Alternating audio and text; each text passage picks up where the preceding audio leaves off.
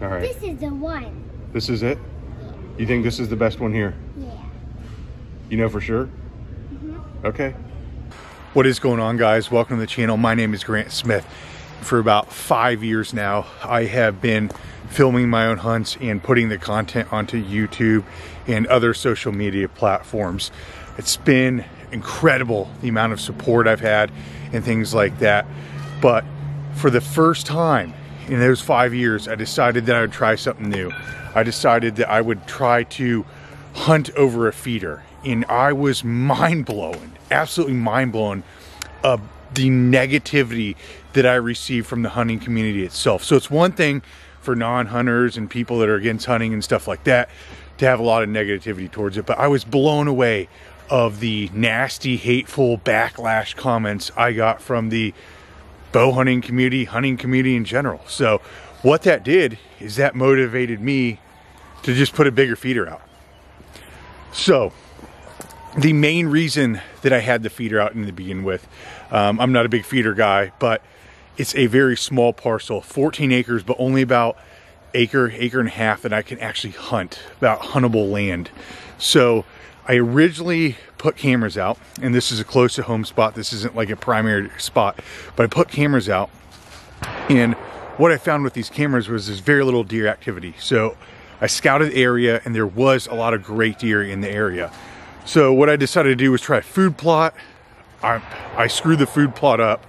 The season was getting ready to start, so I went route of feeder. I bought a little 5-gallon bucket feeder that sprayed directionally and harvested a doe over top of it. So now I'm looking for a little larger feeder. The reason why I wanted something bigger was strictly capacity. The one I have out there is working great, but I don't want to be constantly in that area pressuring it, filling the feeder and things like that. So I was looking at a bigger option and one that wasn't battery powered for a couple reasons. I want to see if it spooks deer less, having, you know, a mechanical device that goes off.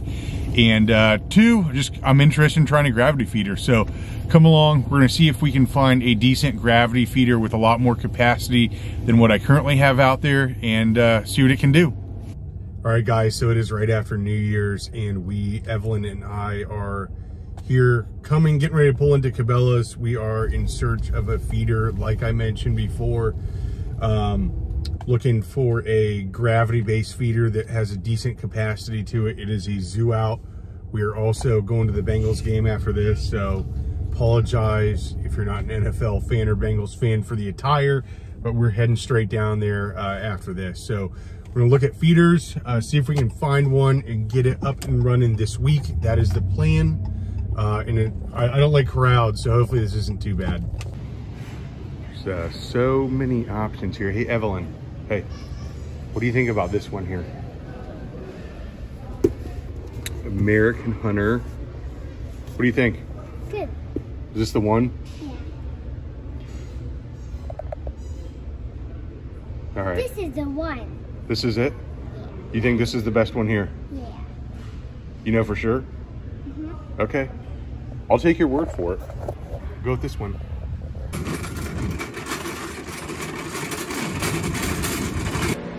All right, guys, here we are. The unboxing of the American Hunter. Oh, American Hunter feeder. The gravity feeder. It's $130. So it was actually under what I was looking to spend. Cut myself. Almost looked like it was, I don't know if it was open before and returned, but some of these, I don't know if they're difficult to put together. It seems pretty easy.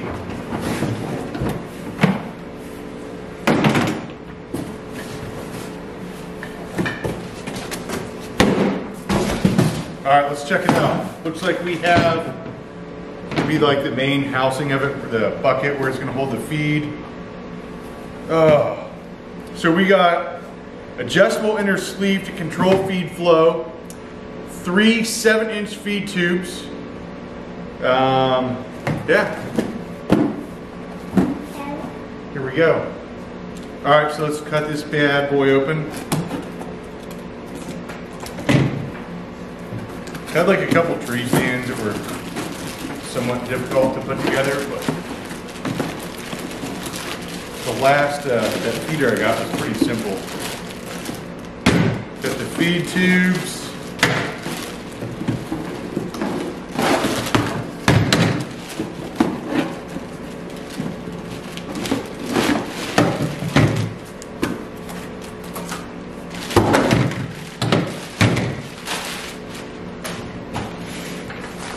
And this just looks like this will probably be the stand. So, wow. Evelyn wants to be in the video too.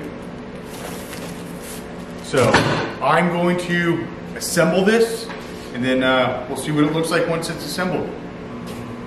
Alright guys, here it is, the American Hunter. It is 30 gallons. This is a gravity, it's a gravity-based feeder. So, it doesn't have, there's no mechanical pieces to it. There's no batteries. You don't have to change the batteries on it. That's kind of what I was looking for. Pretty cool. It's got these little wing nuts here. I'm sure you can't see from there, but there are 3 wing nuts, which if you adjust the height, it allows you to control the amount of feed, like the rate that it's coming out at. So we'll kind of play with that. Assembly, pretty easy. Took me a few minutes with a 4-year-old. Nothing crazy. All you need is a screwdriver, a drill. The only thing I was curious, the height seems a little tall. I'm just going to be honest with you. Not too hard to adjust though. These legs are easily adjustable, so I can take it down. I think what I'll do is I'll get it out there, see what the height looks like, and I can adjust it from there. Other thing about the height, there's no way, me being 5'10", I'm putting 40-pound bags of corn in there. So if you do fill it, I'm going to need a step ladder or stand on the back of a side-by-side or 4-wheeler while I'm filling it.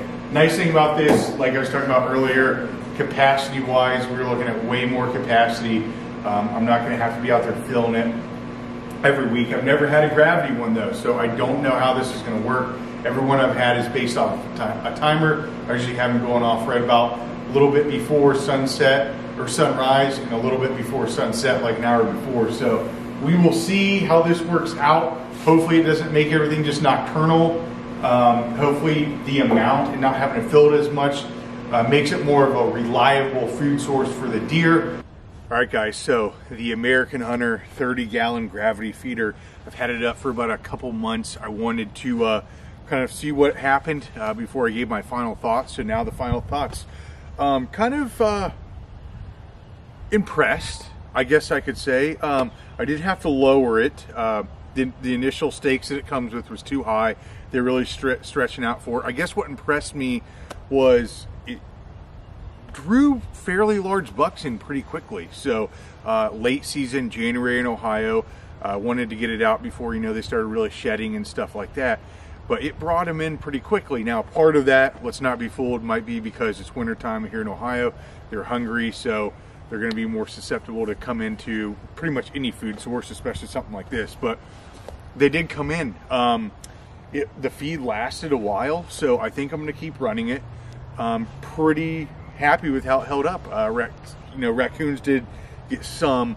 I guess a big downfall, I would say, is steak-wise, having the third one on there, it's almost like too high for the deer.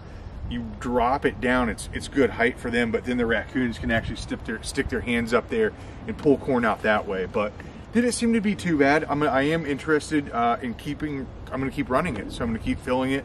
Don't know if I'm going to keep in this location, but so far pretty happy with the gravity feeder. Didn't seem to spook deer. They got used to it a little bit quicker than I thought. So yeah, good thing so far. I'll keep you guys updated. Hit that like and subscribe button for me. New videos. It's going to be a good year. Excited for turkey season, deer season. Thanks for watching. Have a good day.